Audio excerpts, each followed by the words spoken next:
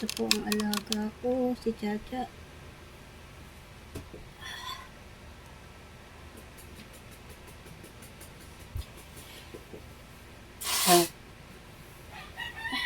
May sakit po si Chacha, ang alaga ko po.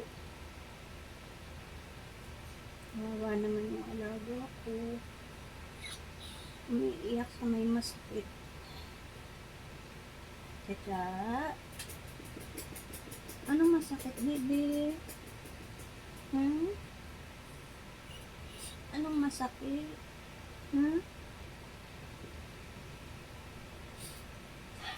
Kawawa naman po ang alaga ko. Bigla na lang pong siyang parang may masakit. Ang dati ang payat-payat niya. Ngayon napalaki ko na siya, napataba ko na siya. Siguro nung mapunta siya sa akin mga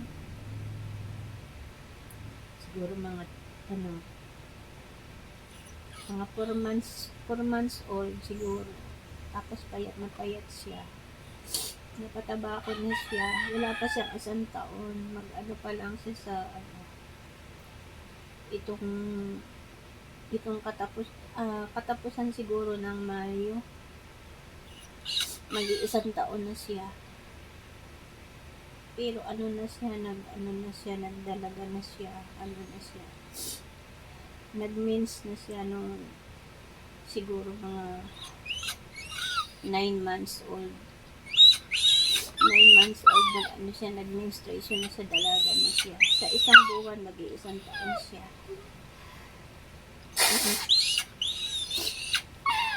Siguro po yung sobrang init ng panahon ngayon, kaya siya, nagkasakit siya, parang silipon siya. Tapos naging malungkot na siya, siguro mga 3 days na siya na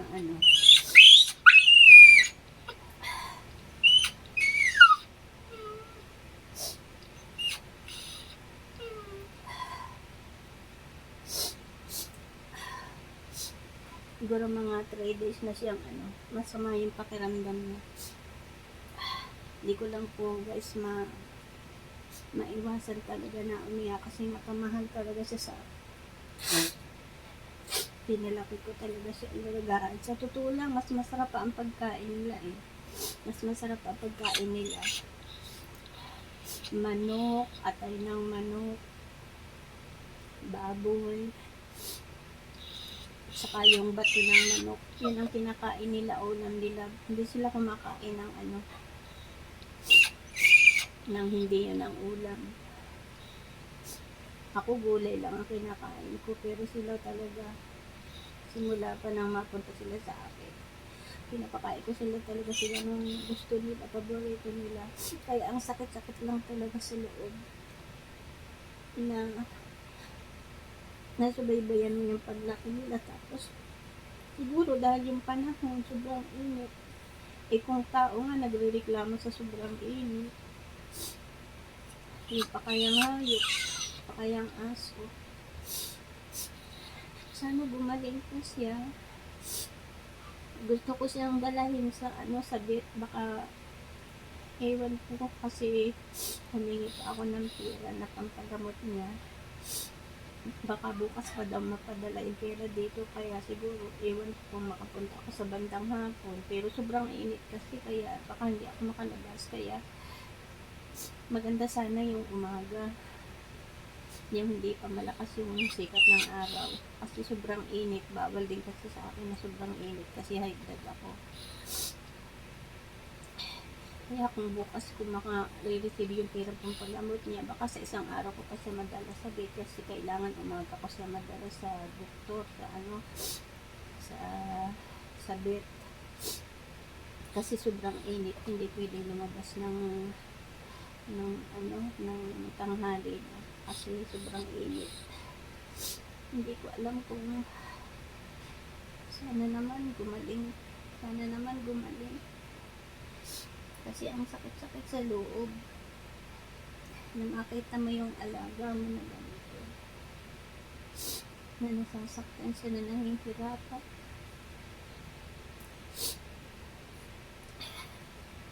Ang hirap hirap sa loob talaga. Mas parang tinuring ko na rin siyang anak, parang pakiramdam ko tao siya, pakiramdam ko anak ko siya. Kaya ang sakit sa loob na nakikita mo yung hirap na hirap siya. Parang minsan nahihirapan siyang huminga. Nag-i-aircon na nga kami eh, kapapatay ko pa nga lang yung aircon eh, para nga hindi nahirapan yung pero parang may masakit sa kanya, hindi ko naman alam kung anong masakit sa kanya.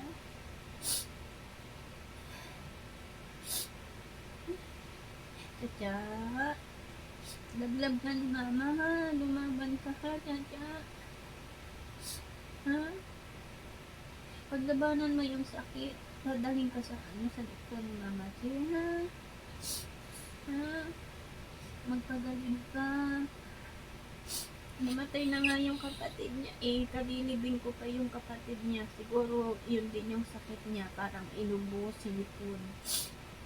Sobrang init ng kasi medyo maapakad yung buhok niya. Ito kasi nagpalapit siya ng buhok, gilapitan siya, ngayon nagkakaroon na rin siya ng buhok-buhok ulit. Kaso sa sobrang init ng panahon. Tadya, ano masakit, baby? Ano masakit? Ano masakit? Ha? Nahihirapan naman ako niyang nararamdaman mo. Ay, nahihirapan ako yung nararamdaman mo. Hindi ko alam kung anong masakit. Hindi kita matanong kung anong masakit. Masakit ba ang ulo? Ano ang masakit? Masakit ba ang tiyan? Alin ang masakit? Hindi ko naman ikaw matanong kung anong masakit. Tadya, anong masakit, baby? Nahihirapan naman ako. Alam niyo guys, ang bait-bait dito si Chacha. Siya, katabi ko siya matulog sa gabi. Tapos pinapaliguan ko sila ng once a week, pinapaliguan ko sila. Kasi masamaga naman laging paliguan ng aso, makakasama sa skin nila. Kaya once a week ko sila pinapaliguan. Lagi na nga ako nagbubukas ng aircon kasi para hindi masyadong mainitan. Kasi sobrang init talaga. Pero siyempre hindi naman pwedeng hindi papatay ng aircon. Kailangan nilubig, pagpahinga yung lubig ng aircon. Mamaya ako bubuksan bago kami matulog sa gabi. Papapatay ko pa yung aircon. Tapos pa siya, ngayong araw na to parang may masakit sa kanya. Lagi siyang umiiyak. Ganyan siya, parang may masakit. Pero hindi ko alam kung ano ang masakit. Hindi ko naman siya natanong kung anong masakit. Kung masakit ba ang tiyan? Masakit ang ulo. Ewan ko pa anong masakit.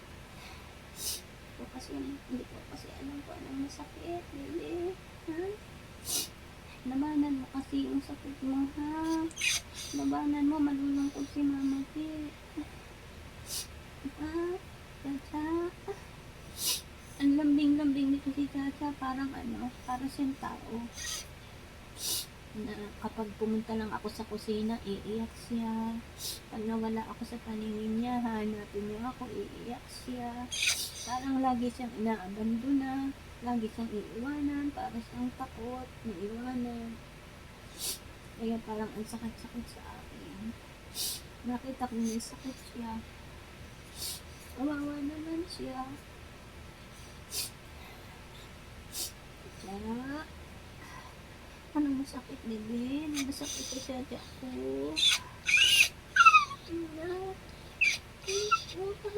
Pahala.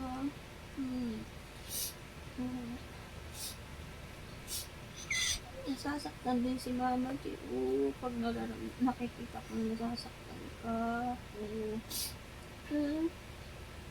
Alam niyo guys, nag-iisa kasi ako dito sa bahay. Sila lang ang kasama ko dito sa bahay. Pero kahit nag-iisa ako sa bahay, hindi naman ako nalulungkot. Masaya naman ako dahil sa kanila. Kaya ang sakit-sakit sa loob naman ang kakaganito sila. Kasakit. Kasakit nila, hindi naman sinasadya dahil siguro sa panahon.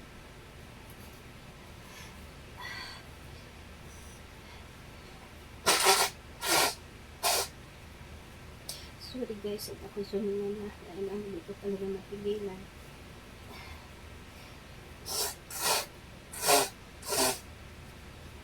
Chacha, pagaling ka na baby. Chacha.